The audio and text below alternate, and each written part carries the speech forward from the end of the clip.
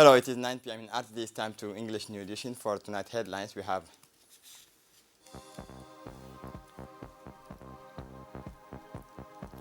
the improvement in the offer of medical care and benefits.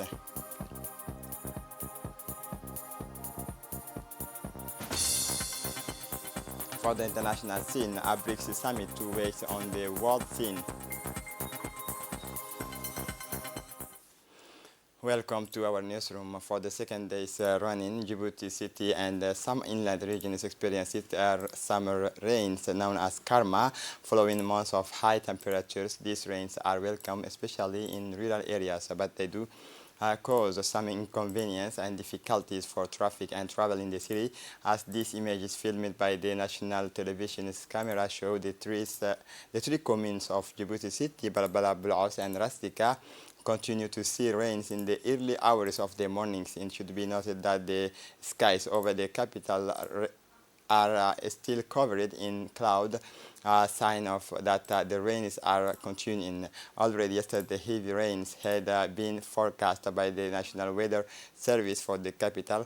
The authorities in charge of managing the situation handled it well, particularly in port infrastructure. However, some damages was reported in certain areas where the winds blow the roof of houses, such as RTD's Dorole stations. All regions also experienced similar rainfall since yesterday. A situation is welcomed by residents who had suffered from drought and high temperature during the summer. Upstreams of the capital, the rains were particularly intense at the Pika 20, which received 50 millimeters of precipitation in the region. Is the locality of Kabakaba in Ali Sebel regions, as well as the localities of Yoboki and Bandara were drenched yesterday, and the rains are still coming down. In the Tajura region localities on the coast, such as Sagalu, and in the hinterland, such as Dorra prefectures, experienced intense rainfall yesterday, bringing great relief to nomadic families whose water security will be reinforced. According to reliable sources, it rained this morning at Dai Boli in the sub-prefecture of Randa, as well as at Balho in the hinterland of the Tajura region on the borders with Ethiopia. Thanks to this seasonal rainfall, the temperatures will drop, bringing great relief to our population. The recent exceptionally bad weather has cast glimmers of hope covers over agricultural regions, leaving an indelible mark on the whole countries. At the time wet droughts was threatening to deal a devastating blow to crop, long-awaiting rains appeared to be a blessing for agriculture. Farmers who had been anxiously watching the skies for months found themselves caught between hope and fears, as the futures of their crops felt cracked and parched by the lack of rainfall were finally nourished by the beneficial drop that began to fall from the skies.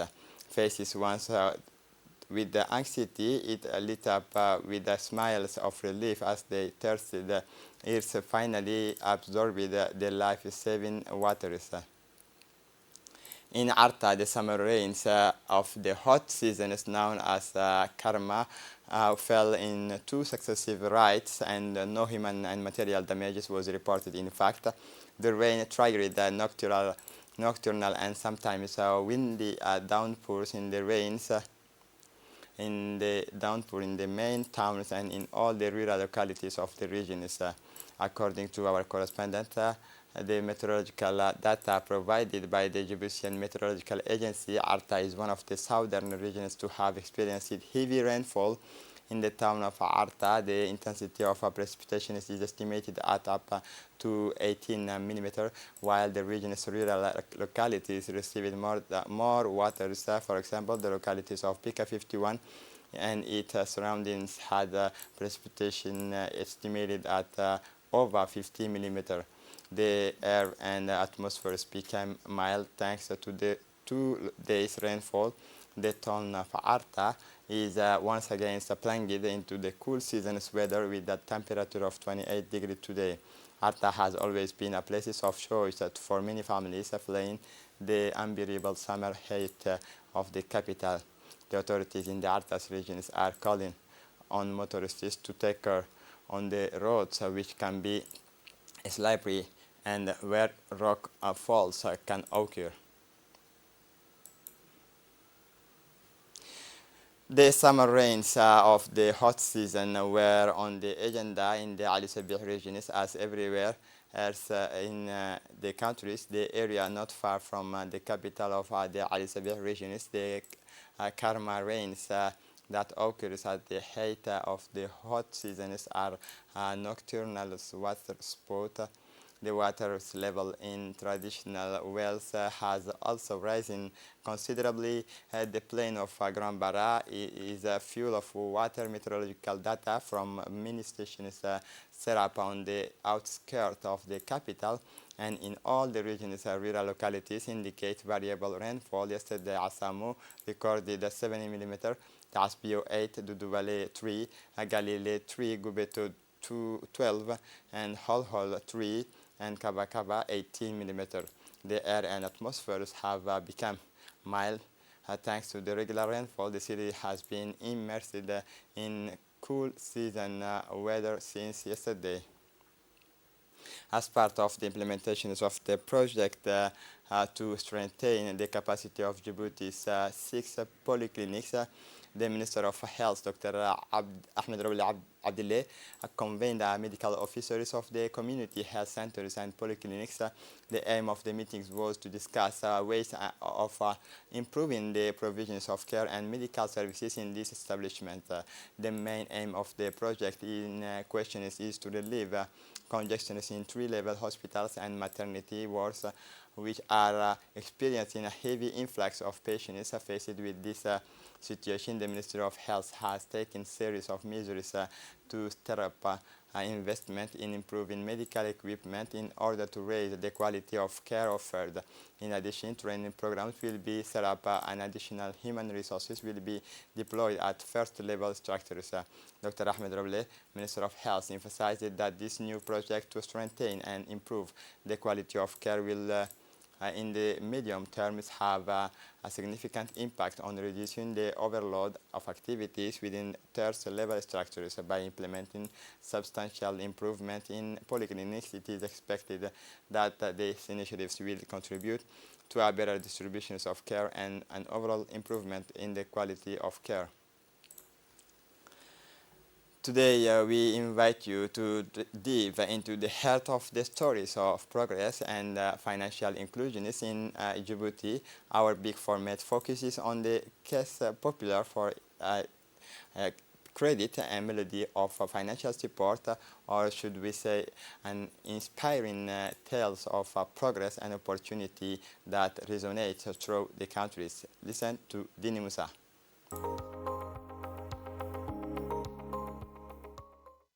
In the vibrant fabric of the Djiboutian economy, the CPEC is emerging as a true conductor of financial autonomy. Its mission to create economic harmonies, allowing each individual to actively participate in the symphony of growth. CPEC is much more than a financial institution. It's a bridge to dreams, a partner in achieving goals, and a pillar of trust for emerging entrepreneurs. Whether it is to start a small business or simply to ensure a more stable future, people who open an account with CPEC discover a range of financial solutions adapted to their unique needs. The loans offered by CPEC become powerful instruments, transforming entrepreneurial visions into tangible successes. Like a well-orchestrated melody, CPEC brings ideas to life and facilitates the growth of small businesses, creating an economic web of success. But CPEC does not just offer financial solutions. It also teaches the art of managing finance, offering educational workshops to elevate members' financial literacy so they can play their own tune of economic success.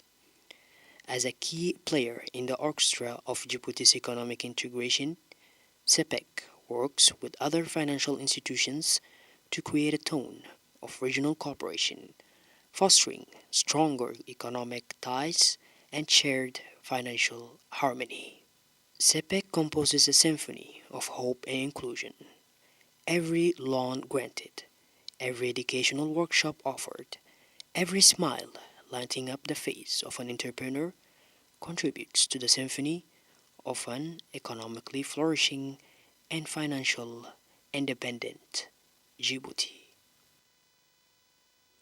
As part of the preserving fight against property scams which have been on the increase in recent years, gendarmes from the Djibouti North Brigade recently dismantled a suspected network of swindlers posing as a government agents. This organized gang managed to extort a considerable sums from vulnerable individuals lured by false promises of social housing. Their victims, due to their lack of knowledge on the subject, were persuaded to hand over their money to legitimize their maneuver. These swindlers generated a false receipt with the forget signatures and distributed fake keys with the fictitious lotissement number before vanished into the air.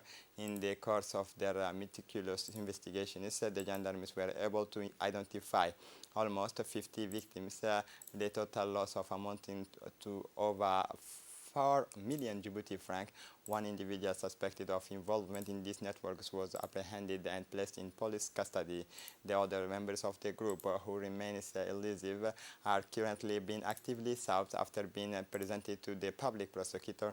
A judicial investigation was launched, resulting in the suspected incarcerations in Gabon civil prisons. This case testifies to the ongoing commitment of the authorities to protect citizens from such as deceptions and to guarantee security in the real estate sector.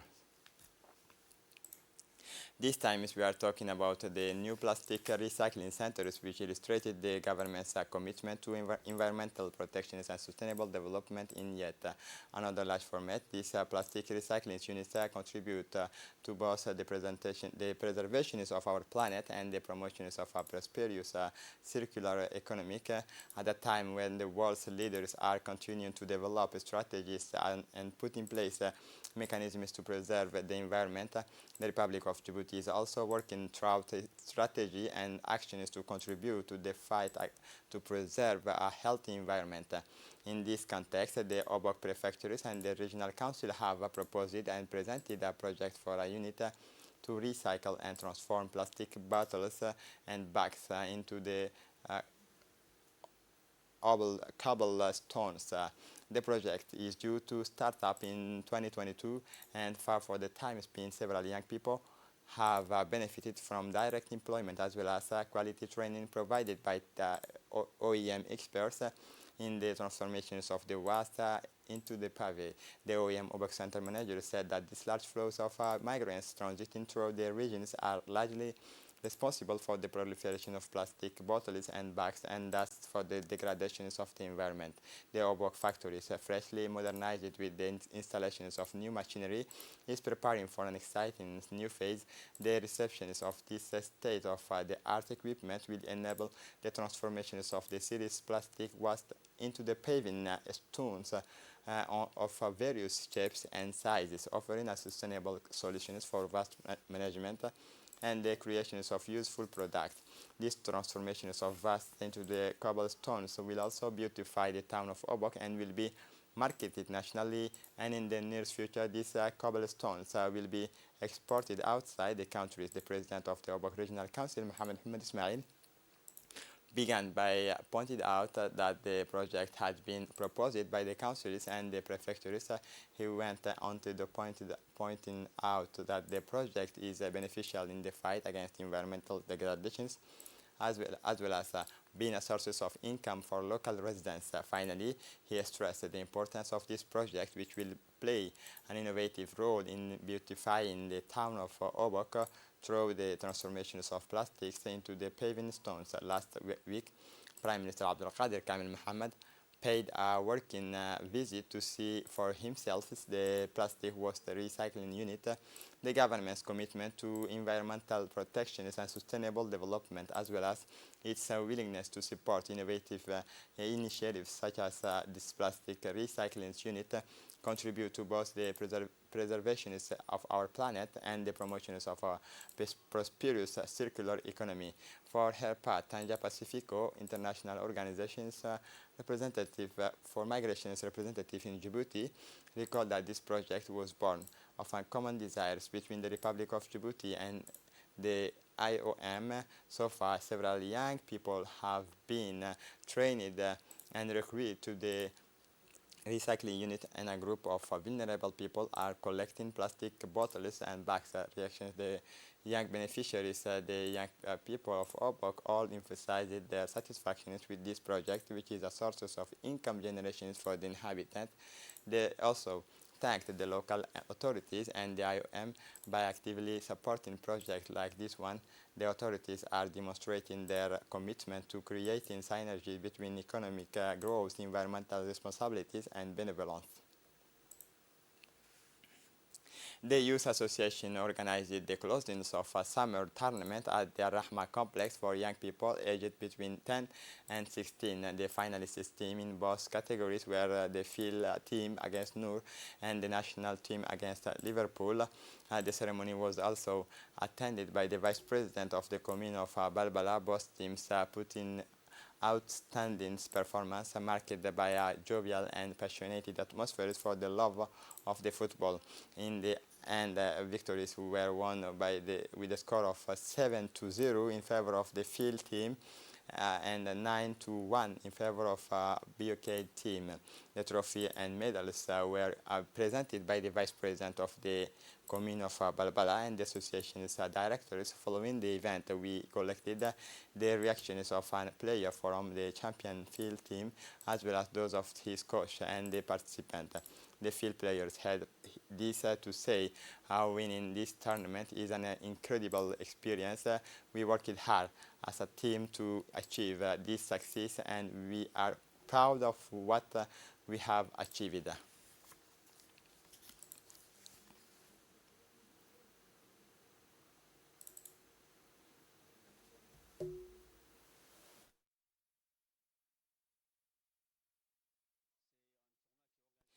The annual regional Kung Fu Wushu Clinics was held in the White City, bringing together numerous Kung Fu Wushu enthusiasts from all 5 regions of our country. The event also attracted the participation of various public and political figures as well as traditional and religious leaders, particularly from the upper towns. Their big presence was intended to show their support and encourage the practitioners spread over 3 days. This workshop was designated to put into the practice various techniques, including Taolu, also known as chained movement, consisting of choreographed sequences of movement and postures, self-defense techniques, including methods such as the spur, shield, dodging, and punching, and kicking techniques. Badwan Jin, a sequence of 8 movements designed to deeply stretch the acupuncture meridians, promoting overall the relaxation of the Kung Fu Wushu. The Maitre Abdulkader Aden Hassan was responsible for supervising these courses.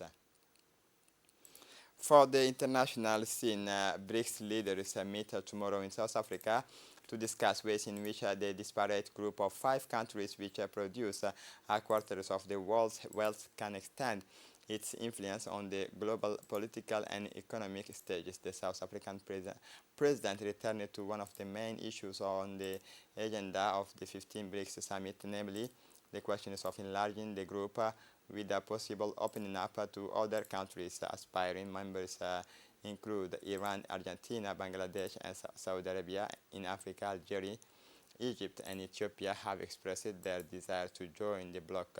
In all, some 15 heads of state are expected to attend tomorrow's summit. The cyclical arrivals of El Nino climatic episode, which occurs every 2 to 7 years, is raising concern about its global effects, characterized by a rise in the surface water temperature of portions of the Pacific Oceans. El Nino causes a global rise in Earth's temperature. This leads to drought and floods in various parts of the world. heightening health risks. Unlike global warming caused by human activities, El Nino is a natural phenomenon that has been observed in the Pacific for thousands of years. Its consequences are varied: drought in Australia, and in Australia, Indonesia, to torrential rains in Peru. This year's El Nino began in July and is said to last for about 18 months. The main impact will be felt next year in El Nino coincides with the global warming, so the consequences for the biodiversity could be even worse. And sports, sports tennis, Djokovic wins in Cincinnati after another thrilling final against Alcaraz at the end of a dantesque final. Serbian Novak Djokovic managed to topple world number one Carlos Alcaraz in 3 sets, 5-7, 7-6, 9-7, 7-6, 7-4 to win the Cincinnati Masters thousands on Sunday. It took 5 match points and 3 hours 48 minutes for the number 2 to exact his revenge on the Spaniard who took the throne from him 5 weeks ago in the Wimbledon finals. Djokovic, 36, had not played in a tournament since that defeat. This is no less transfers titles in Cincinnati, won after a veritable marathon, an epic test of endurance that the second set just after losing the first.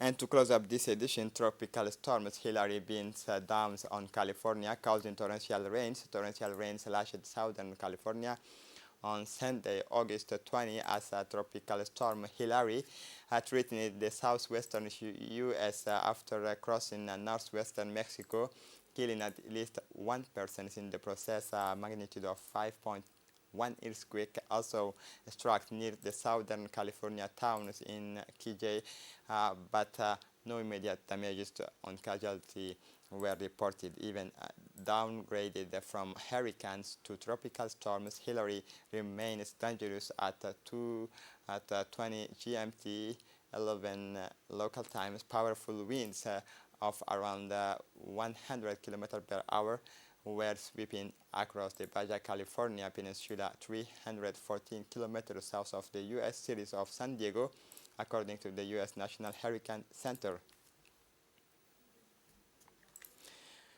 This is it for the news. Thanks for watching us. Have a good evening.